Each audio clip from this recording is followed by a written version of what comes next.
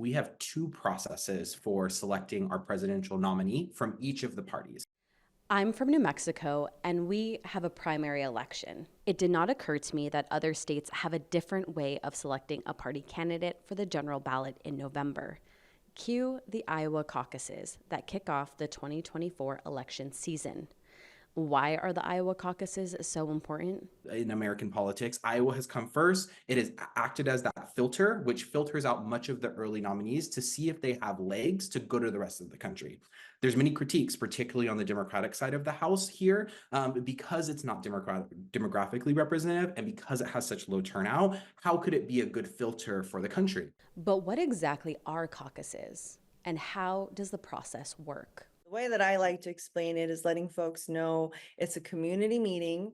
It's like a chapter house meeting where folks will come together though, and it's meant to have really good camaraderie, talk about who they're going to elect in terms of candidates and about the issues, and also a little strategy if you try to get some people to your side, because during this caucus at the end, you still need to vote. And you need to try to gather as many votes as you can for your candidate or your side or your issue. The allure of caucuses is community building, coming together over burnt coffee and stale pastries to talk about the pros and cons of each candidate.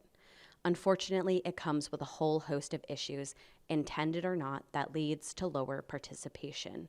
Just 15% of registered Republican voters participated this year. Those 110,000 participants chose the Republican candidate for 752,000 registered Republican voters. That is a large gap. So having early voting, being able to turn in your ballot for weeks and weeks over time is a good thing.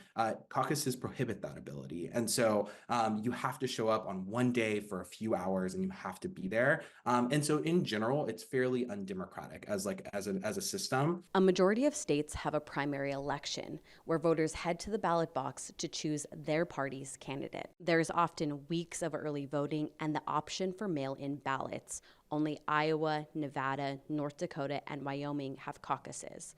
Well, Nevada this year will have both a primary and a caucus. I know, very confusing. It's important to know the voting registration requirements and deadlines for the state you reside in. The official route is to go to the your state Secretary of State. So if you type in your state, California, and Secretary of State voting, it will pop up and it will take you through the process. It'll give you all of the rules. It'll have a polling place locator. It'll often allow you to register to vote if online voter registration is possible. If not, it'll show you how to do it. That is one avenue to being able to get that information. The second is I would recommend going to voteamerica.com. And Vote America has all of this data that's built out, and it's a little bit more user-friendly for folks who are not as used to navigating government websites. And it will allow you to register to vote online, even if they don't allow it in the state, and Vote America will help you through that process. In Washington, D.C., Pauly Denetclaw for ICT News.